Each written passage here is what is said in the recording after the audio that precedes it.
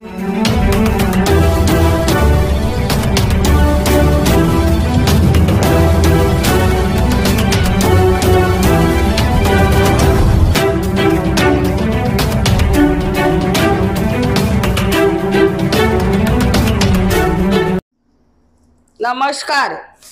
मी Ranjana Patil पिशा news मध्ये आपले सर्वांचे हार्दिक स्वागत करते।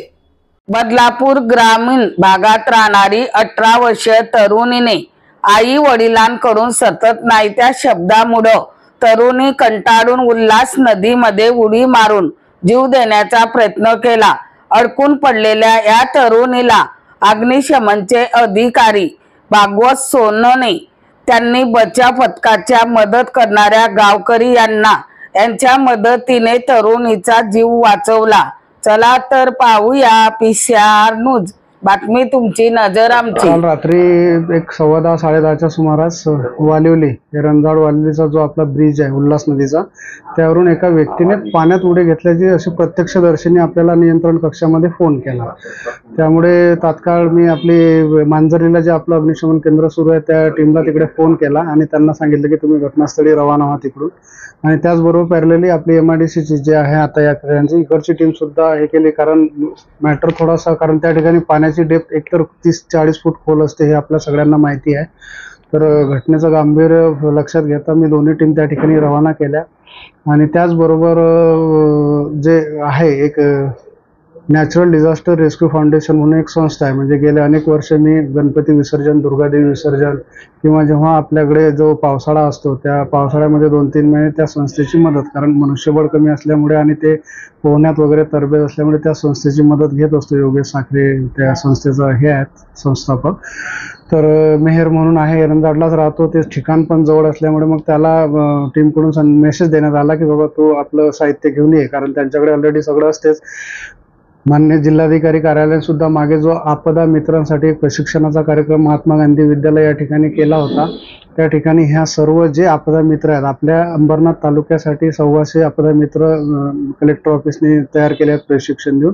तर ते आणि आपला म्हणजे त्याच टीम मधला मेहर नावाचा जो मुलगा आहे त्याला तात्काळ त्या ठिकाणी बोलावलं। त्याने आपला हार्नेस जो पूर्ण बॉडीमध्ये घालून आणि रोपच्या सहाय्याने उतरून प्रचंड त्या ठिकाणी स्थानिक होते, म्हणजे हजारोंच्या संख्येने त्या ठिकाणी पब्लिक गोळा झालेली होती, त्यांचं सहकार्य सुद्धा उत्तम लागलं। नंतर टीम सुद्धा, फायर टीम, माझे पूर्ण जवान त्या ठिकाणी, स्थानिक रहिवासी सर्व, आणि आमचा नॅशनल डिझास्टर रेस्क्यू फाउंडेशनचा तो मेयर, त्यांनी मग ते हार्नेस वगैरे परिधान करून आणि रोपच्या सहाय्याने खाली उतरला आणि दुसऱ्या रस्सीने त्या मुलीला ज्या नॉट्स असतात वेगळ्या प्रकारच्या त्या नॉट्सला बांधून आणि प्रॉपरली तिला सगळं स्थानिकांच्या आणि पूर्ण अग्निशमन दलाच्या मदतीने वरती खेचण्यात आलं पुलावरून आणि लगेच हॉस्पिटलाइज करण्यात आलं। बदलापूर वेस्टला जे सिद्धिविनायक हॉस्पिटल आहे त्या ठिकाणी तिला हलवण्यात आलं होतं।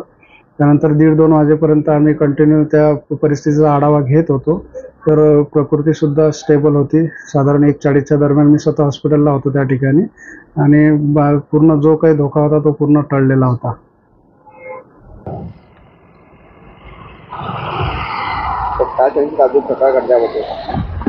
काल रात्री 11च्या सुमारास मी घरातून बाहेर म्हणजे असं फिरत होतो, तर मला सोनोने साहेबांचा, अग्निशमन दलाचे सोनोने साहेब आहेत, त्यांचा मला कॉल आला की मनोहर तू कुठे आहेस? तर मी म्हणालो सर मी घरीच आहे।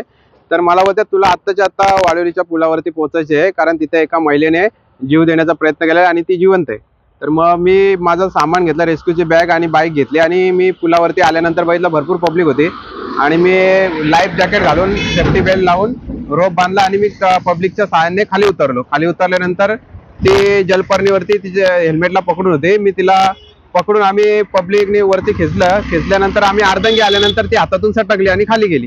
त्याच्यानंतर पुन्हा मी प्रयत्न केला, तिला रेस्क्यू पकडली व्यवस्थित पकडून, मग तिला आम्ही वरती पब्लिकने खेचल्यानंतर आम्ही वरती निघालो। वरती काढल्यानंतर तिला सुखरूप रेस्क्यू केलेली आणि ते हॉस्पिटलमध्ये घेऊन गेलो तिला तिकडे।